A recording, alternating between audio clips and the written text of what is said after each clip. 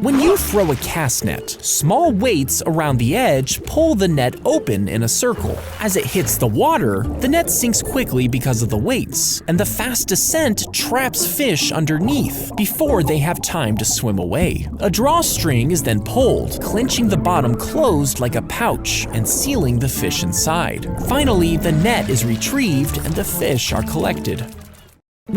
They drilled small, precise holes into the teeth using sharp tools, making sure not to hurt the nerves inside. These holes were just deep enough to make a pocket without drilling through the entire tooth. Then they chose gems and carefully shaped them to fit perfectly into these holes. Once in place, they used a natural cement to keep the gems permanently secured in the teeth.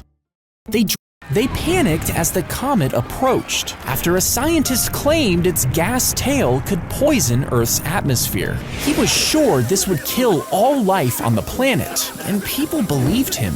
Gas masks sold out. Anti-comet pills became popular, and people even sealed their keyholes to keep out the deadly vapors. Some even thought it would cause the oceans to shift, washing away all of the land. But when the comet actually came, nothing happened. Instead, panic turned to celebration, as people danced in the streets and enjoyed the show.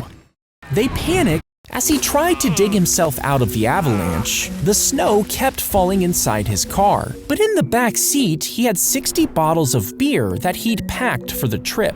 As he cracked one open, he had an idea. He scooped the snow from above, packing it down below the window before peeing on it to melt it. Over the next 4 days, he kept drinking and peeing his way to freedom, and was eventually found wandering drunk along the mountain path, according to the legend.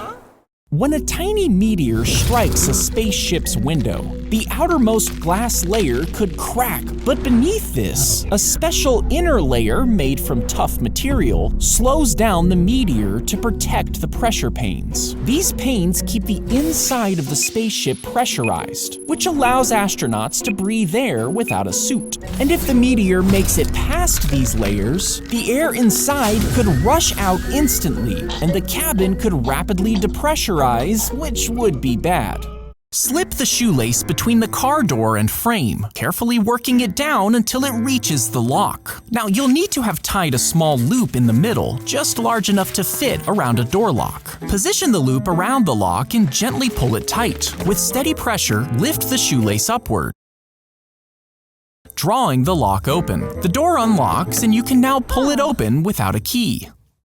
If you try to shake a snack loose, the machine's heavy weight, up to 900 pounds, begins to shift. If the tipping point is reached, the machine can start to fall forward. And if you don't react in time to move away, the full weight of the vending machine would crash down on you. This impact of the machine would crush your bones and damage your internal organs. And it's often fatal, killing over 30 people since the 1970s.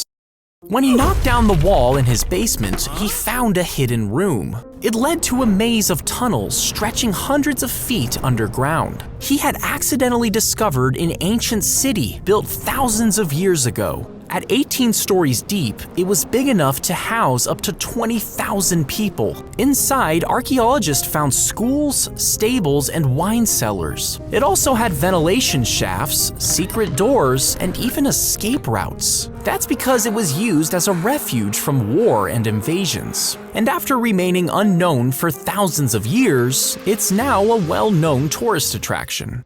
Your lips are one of the only parts of your skin without any sweat glands. Now, these glands normally create oils that help lock in moisture. But since lips don't have them, they dry out faster than other areas of your body. The skin on your lips is also much thinner than the rest of your skin, making them more sensitive to things like cold air and wind. This causes the moisture to evaporate even faster, leaving your lips dry and cracked. He charged full speed at his office window while students cheered, but the window frame gave way and he fell all the way to his death. You see, he was trying to demonstrate the strength of the window, as he had done many times before, to impress the students. But this time, he went back for a second try and didn't know that the window had slipped out of its frame.